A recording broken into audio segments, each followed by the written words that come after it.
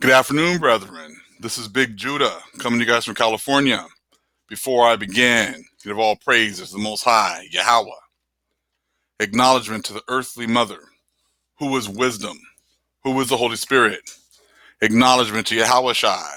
I pray that the Most High blesses this lesson today, gives us more knowledge and understanding of the events of the past in order to understand the events that are happening right now, so we may understand the events that are soon to come on the earth.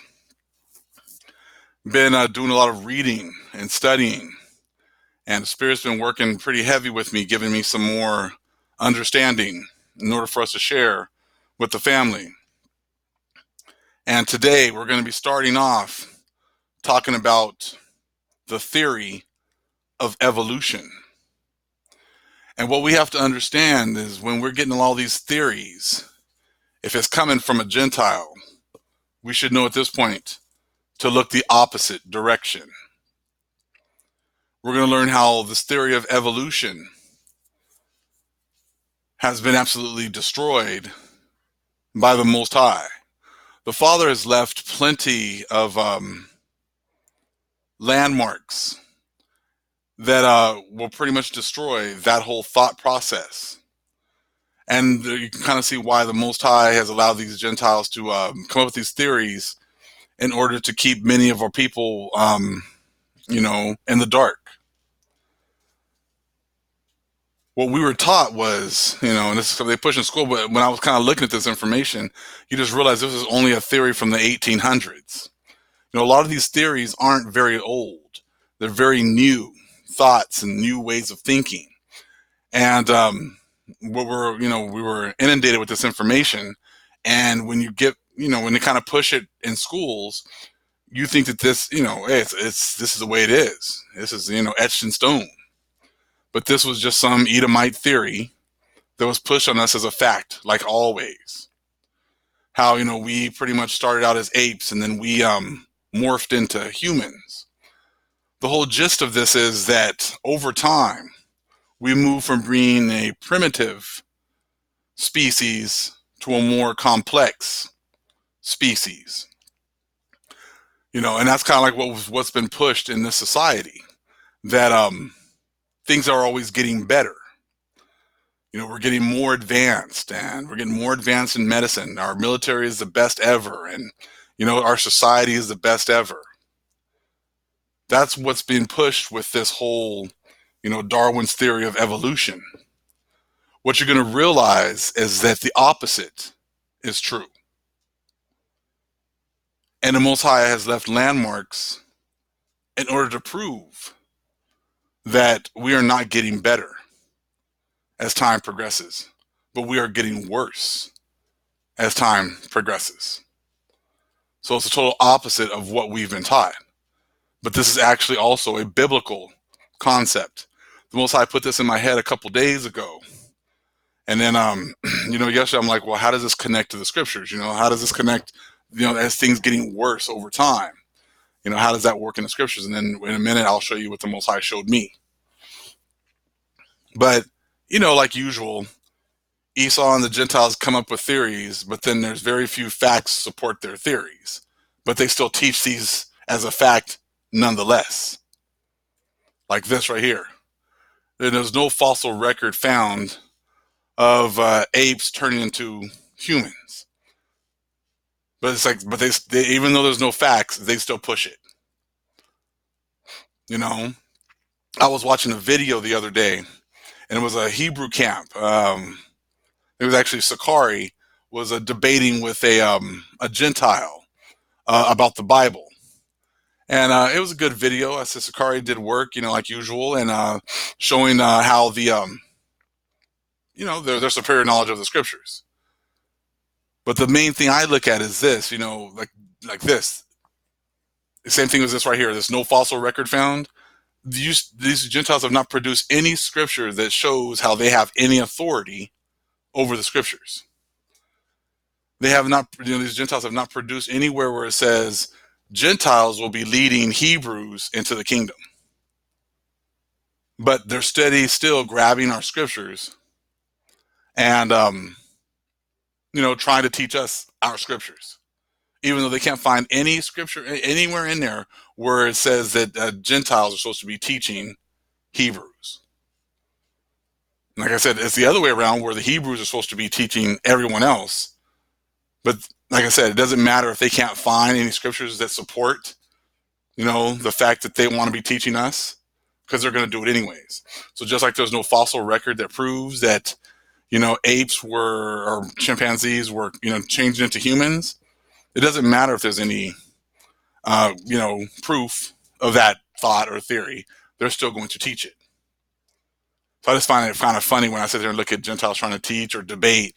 And I'm like, well, can you guys show me any scripture that says that you guys have authority to teach the Hebrews? And I'm sure they're not going to find any. They've had hundreds of years to teach us, and they've done a horrible job. They've had hundreds of years to tell us the truth, and they've done a horrible job. All they come up with theories, and then once the theory gets debunked, they just come up with a new theory. Now, I'm going to show you how in the scriptures right now, the Most High goes the opposite of this. Right here. With the, when I was praying for some more understanding and how this concept connects to the Bible, about how things start out at the best, at the height of knowledge and understanding. And then over time, it seems like we lose understanding, lose knowledge, and then we get worse and worse. If you just take a look at the earth and the planet, can't you tell like it's getting worse for our planet, for the earth? Even from when I was younger till now, I said, the sky's not so blue. The grass isn't so green. The air definitely isn't as clean. The water isn't as clean. We used to, live outside on our bikes in the summer and drinking out of the hose and, always be outside and things like that. And now the air is so dirty and the water is not clean. And, it just seems like everything is getting worse day by day. But if you take a look at the statue, you can see how the head is of gold, which represented Babylon. And then you got the chest and the arms right there of silver. You got the belly and thighs of bronze, and the iron, the legs of iron, and the feet of clay and iron. And as you can see, these different time periods and these different kingdoms over time they wax worse and worse. They don't get better, they get worse. So it goes exactly the opposite of Darwin's theory of evolution. His theory makes it seem as if things start out, very primitive, very low level, and then they get stronger as time goes on. But this dream right here, shows you how every kingdom is more inferior than the previous one. Okay? I'm actually going to read that really quick out of the scriptures here, out of Daniel chapter 2, when it's talking about he's interpreting the dream for Nebuchadnezzar. We'll skip on down to Daniel chapter 2, verse 36. This is the dream, and we will tell the interpretation thereof before the king. Thou, O king, art a king of kings, for the God of heaven hath given thee a kingdom, power, and strength, and glory. And wheresoever the children of men dwell, the beasts of the field and the fowls of the heaven hath he given into thine hand, and hath made thee ruler over them all. Thou art this head of gold. So right there, okay, we got the Babylonians as the head of gold. Now check out the next one, the next verse. And after thee shall arise another kingdom inferior to thee, and another third kingdom of brass, which shall bear rule over all the earth. And the fourth kingdom shall be strong as iron, for as much as iron breaketh in pieces, and subdueth all things, and as iron that breaketh all these, shall it break in pieces and bruise. Okay? And whereas thou sawest the feet and toes, part of potter's clay and part of iron, the kingdom shall be divided, but there shall be in it of the strength of the iron, for as much as thou sawest the iron mixed with miry clay. And as the toes of the feet were part of iron and part of clay, so the kingdom shall be partly strong and partly broken. Okay? The main point was 39. And after thee shall arise another kingdom inferior to thee, and another third kingdom of brass, which shall bear rule over all the earth. So you got the head of gold. Then it tells you that the next kingdom is going to be inferior to thee, and the next is going to be inferior to that, all the way down to the end. So when you hear people always saying, this is the best country ever, this is the best the world's ever been, while we're in the at the feet, we're mixed with iron and clay, you can tell that that's not true, because it was already said that Nebuchadnezzar's kingdom is going to be the best, the strongest, because that's why it's the head of gold, and then it gets worse over time. So that goes exactly the opposite of Darwin's theory of evolution. So the Most High has everything. The way he works things is he works it backwards. Now, what I got this morning, today, is I'm going to share a little bit of the thought, and then I'll probably make some more videos on it later on. But what it seems like is this. Babylonian captivity was the captivity that we went into, but the Most High split the kingdom, and he sent the 10 tribes over here to the Americas. And then Southern Kingdom went into all these different captivities. So it seems as if they brought the Most High brought the 10 tribes over here, and they were able to preserve many of their previous customs, and they were able to build up all the societies over here. So it was more so as if the Hebrews were able to be preserved in that golden-like state, so that when the Europeans were brought over here, they got a chance to see how we had fallen, how we had fallen from grace, what we were before, before the Babylonians took the Southern Kingdom into, captivity. Because once the Europeans got over here, they were exposed to a society that was far more advanced than anything they had seen. They thought that what they had over there in Europe and the Middle East, all that area over there, was it. They thought that that was the most advanced that it possibly could be.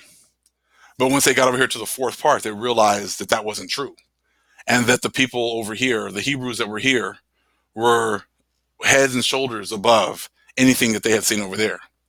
So that there was pretty much confirming how the Gentiles and their nations had regressed. Okay? They regressed under every single type of rulership. So maybe during the time of the Babylonians went in there, the Hebrews were still advanced. They still knew, their power. They still had a lot of this information that had been handed down from Enoch. And then as they went in and out of these captivities, they seemed to wax worse and worse. Okay? And especially when they went into the Greek captivity. Once they went to the Greek captivity, then Antiochus made it unlawful for them to practice their ways. So they lost even a lot more of their understanding as they went through the Greek and Roman captivities. And but over here, the 10 tribes were kept separated, so they were able to keep many of their customs and many of their ways and much of their understanding. So there are astronomical understanding and things of that matter, the things that they were building. Okay, so it seems like in order for them to be able to keep their knowledge and understanding, they were separated, and the 10 tribes were able to maintain that, so that when the Europeans got over here and they saw how advanced the 10 tribes were, and that was probably pretty close to how the 10 tribes were before they left, but before the Babylonians came and subdued our countries and took us into captivity. So we got a kind of chance to kind of see how advanced our people were. And much of that information was going to be lost because the Gentiles were going to force us to not be able to practice our ways.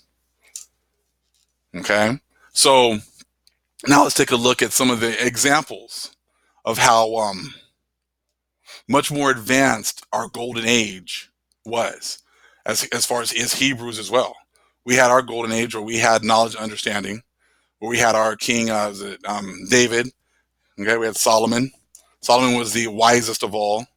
We had information being handed down from Enoch all the way down. So we had knowledge of the heavens, knowledge of the stars. Okay, so all this information was handed down to our people. And much of that would have been lost over time had it not been preserved over here in the Americas. And now, as we went into the captivity here with the Romans over here and the clay, the mixing, we lost our knowledge and understanding as well, because that was what it was. It was prophesied that was going to happen. But at the end, the Most High was going to reconstitute our people and give us our knowledge and understanding back. So just like our these nations have waxed worse and worse, so have our people. We've lost knowledge and understanding, and the Most High has to give it back to us. So as this time is gone, we've lost knowledge and understanding. Now at the end, the Most High sends out the Holy Spirit, and she's giving it back. Let's take a look here. We're going to take a look at this book right here, Fingerprints of the Gods. And what you're going to realize, like I said, when you understand that the beginning was like the golden age, and over time we have regressed. You're going to see that example all over the place in this book, and some other ones I'm going to be bringing out later on. But I just wanted to kind of touch on it a little bit on this video, and then we'll go even more depth on it later on. All right, right here. This is a screenshot of Teotihuacan down there in Mexico. And I'm going to read on page 167, because this stuff is amazing, okay? Let me remember to get it here. All right. It says, what Harleston's investigation had shown was that a complex mathematical relationship appeared to exist among the principal structures lined up along the Street of the Dead, and indeed beyond it. This relationship suggested something extraordinary, namely that Teotihuacan might originally have been designed as a precise scale model of the solar system. So Teotihuacan, built thousands of years ago, was pretty much a precise scale of the solar system. Now check out when the other nations found out about some of these planets, and when they found out about this, okay? I'm going to keep reading. At any rate, if the center line of the temple of Quetzalcoatl were taken as denoting the position of the sun, markers laid out northwards from it along the axis of the Street of the Dead seem to indicate that the correct orbital distances of the inner planets, the asteroid belt, Jupiter, Saturn, represented by the so-called Sun Pyramid, Uranus by the Moon Pyramid, and Neptune and Pluto by as yet unexcavated mounds some kilometers farther north. If these correlations were more than coincidental, then at the very least they indicated the presence at Teotihuacan of an advanced observational astronomy, one not surpassed by modern science until a relatively late date. Now check this out. Remember now, we're starting out in the golden period, and as time goes on, it's getting worse and worse. So check out when these people found out, these Gentiles found out about these other planets. It says, Uranus remained unknown to our own astronomers until 1787, Neptune until 1846, and Pluto until 1930. These people had this information thousands of years ago.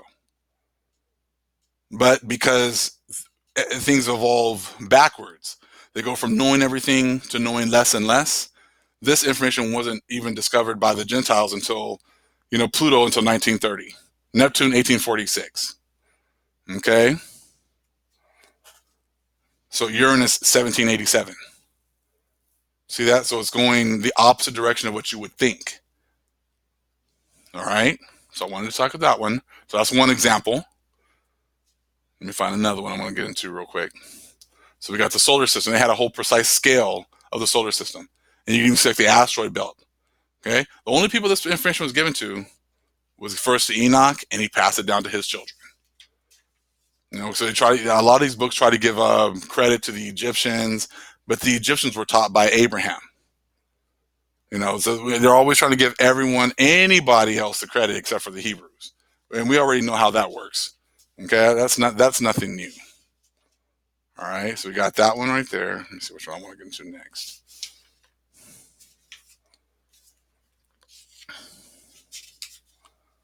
All right.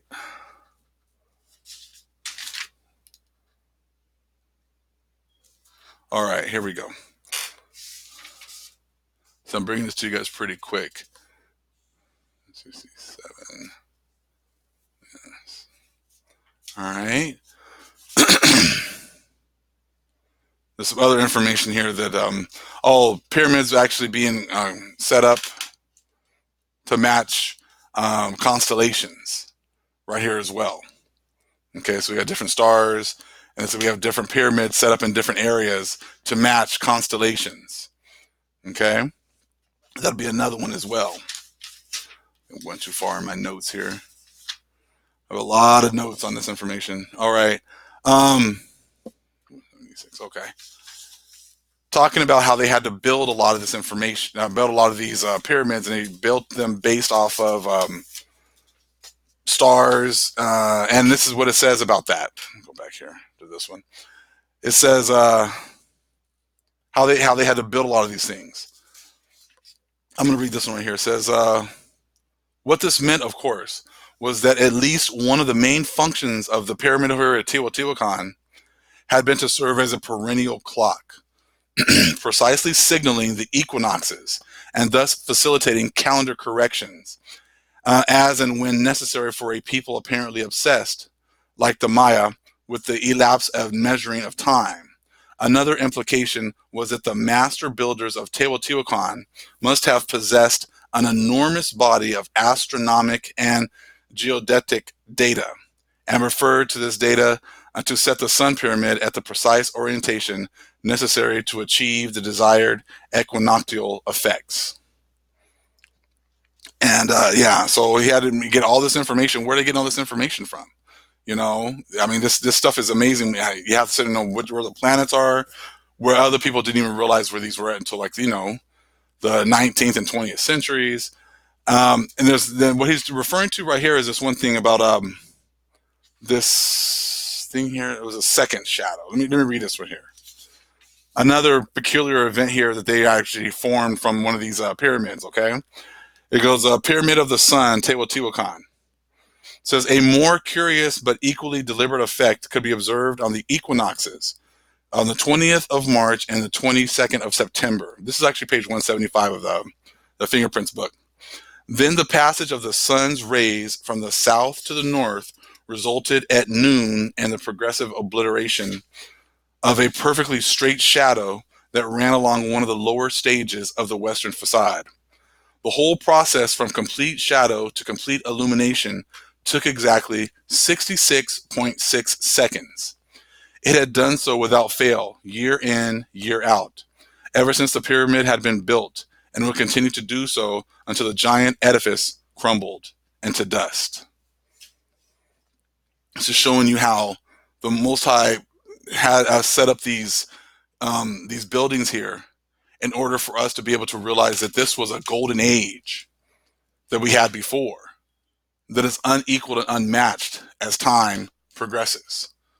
So that then we can actually find our way back to our Father, find our way back to the truth. And these people who built these buildings, had all this astronomical data.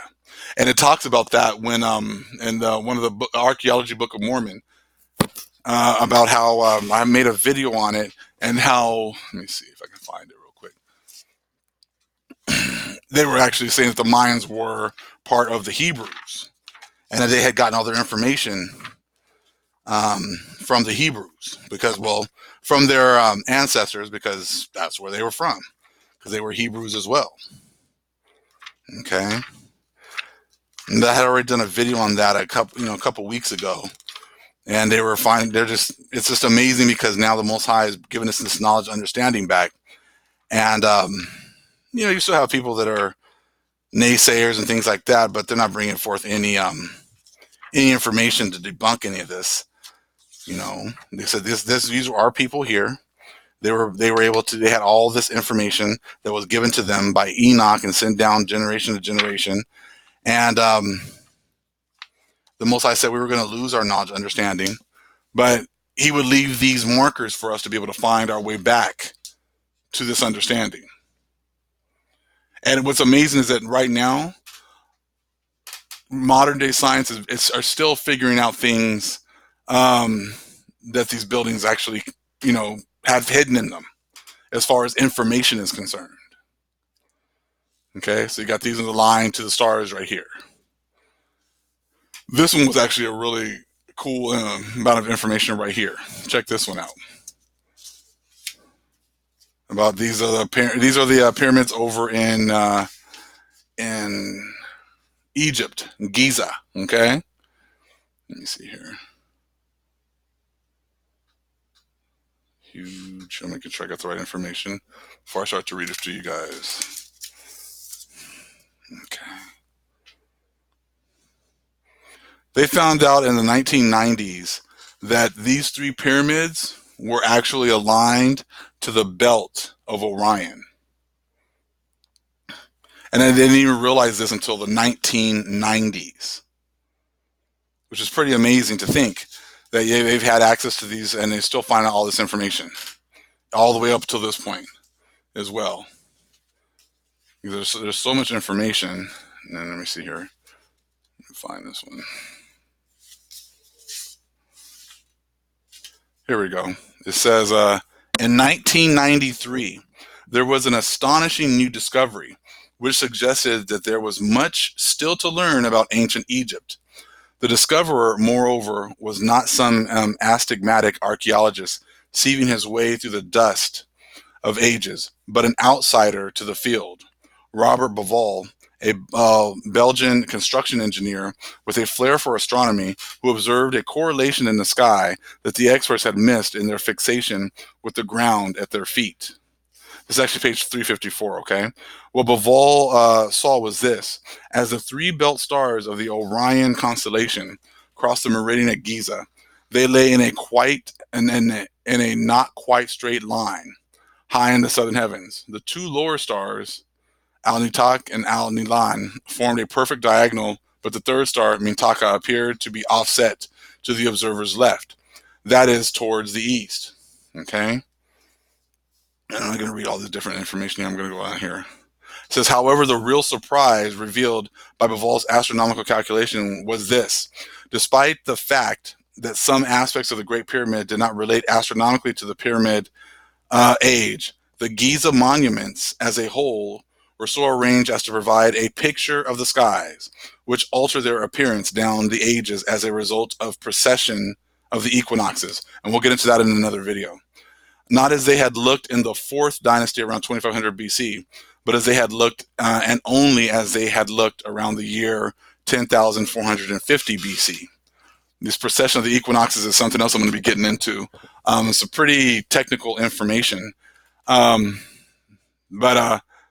they were trying to say that this was built around 2,500 BC, but the way that the precession of the equinox is arranged on the ground here is more so dating around 10,450 BC. Okay, so that was something else there. All right.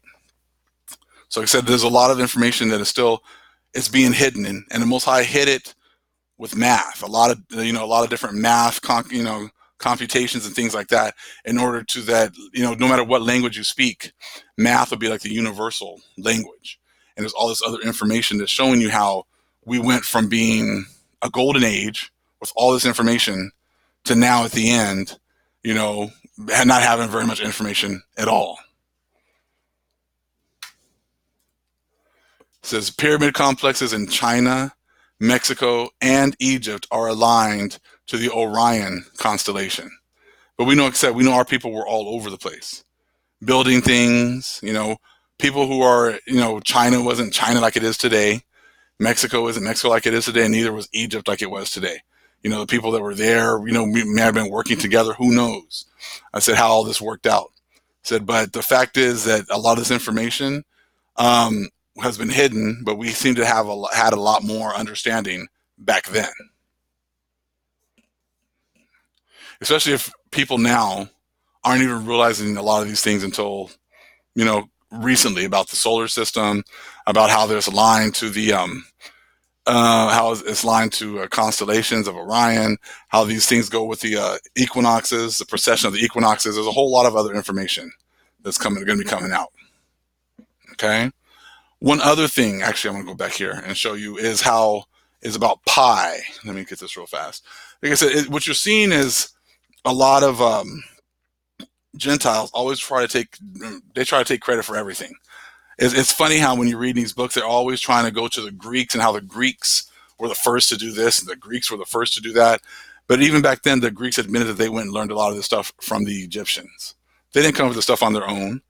So they're learning this from the Egyptians, and the Egyptians learned it from the Hebrews. Okay.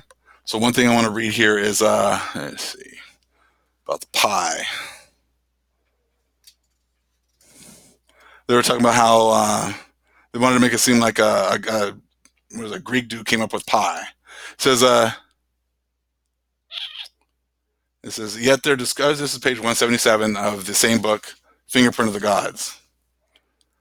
Okay, it says, yet their discovery, which represented a revolutionary breakthrough in mathematics, is thought to have been made late in human history. So a lot of Greeks barely found out about this information and thought they came up with it first. And they thought that they had come up with this, the theory of pi late, okay, in human history. It says, the orthodox view is that Archimedes in the 3rd century BC was the first man to calculate pi correctly at 3.14. Scholars do not accept that any of the mathematicians of the New World ever got anywhere near pi before the arrival of the Europeans in the 16th century. You see how that is? Because they want to believe that everything goes the way Darwin says.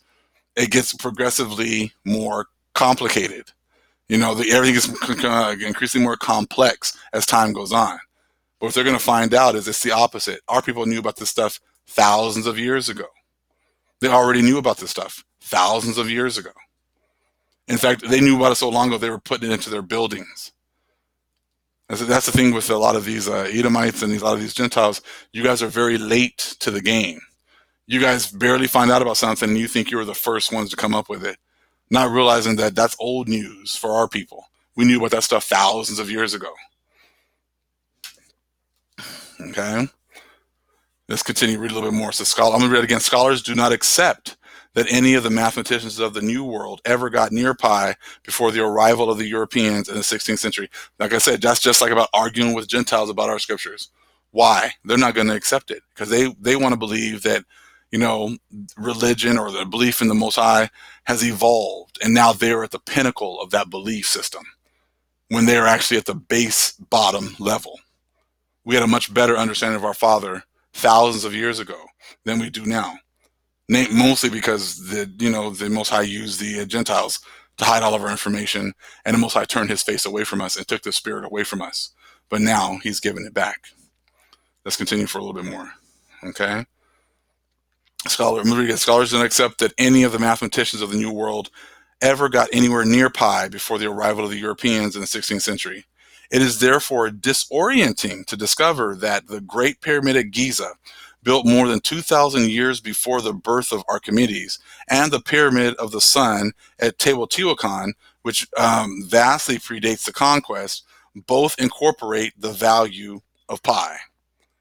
So how the hell are you guys gonna come over here and sit there and say you guys brought these mathematical numbers and understandings over here when we'd already had this stuff over here, and when it was already over there in the Egyptian pyramids?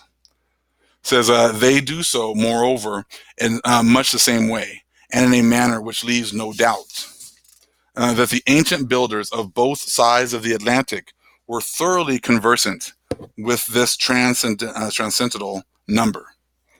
So they already had this information a long time ago. Okay, and then they incorporated it into the buildings that they had actually built. I'm not going to read all this stuff because it's very very technical. Let me see here. But it says, since it is almost inconceivable that such a precise mathematical correlation could have come about by chance, we are obliged to conclude that the builders of the Great Pyramid were indeed conversant with pi, and that they deliberately incorporated its value into the dimensions of their monument. So the Pyramid of Giza had pi in it. And let me read a little bit about the one here in Teotihuacan. It says, this surely can no more be a coincidence than that the pi relationship extrapolated from the dimensions of the Egyptian monument. Moreover, and the very fact that both structures incorporate pi relationships, when none of the other pyramids on either side of the Atlantic does, strongly suggests that not only the existence of advanced mathematical knowledge in antiquity, but some sort of underlying common purpose. So, they already had this information. They were using it to build these pyramids in Teotihuacan and over in Egypt. So, like I said, it's like the Most High left these structures here in order for us to be able to get this understanding here at the end. That's left here for us to find out the fact that yes, we had a golden age before, and that we've fallen from grace. And now that the Most High is bringing us back, He's bringing us back to this knowledge and understanding. So, like I said, I just wanted to bring this quick video because I wanted to show you how, the progression of time is the opposite of the way the Gentiles make it seem. We don't go from being less advanced to more advanced. For the most part, we go from being enlightened and knowing to the opposite, knowing less and becoming less advanced. As you can tell, look at our society now. Look at the things that's going on in our society. Look at the weather. Look at the earth. Look at how things have been, been taken advantage of and destroyed. Okay, and I'll be coming back with some more information. I just wanted to give you guys a little taste of some of this information that we'll be getting into, among other things. But this stuff isn't really. It's not easy, I said, because it's a lot of technical information, so I have to parse through it in order to bring some more of these things and share some of these things with the family. All praises to the Most High, Yahweh. Acknowledgement to the earthly mother, who is wisdom, who is the Holy Spirit. Acknowledgement to Yahweh Shai. Shalom.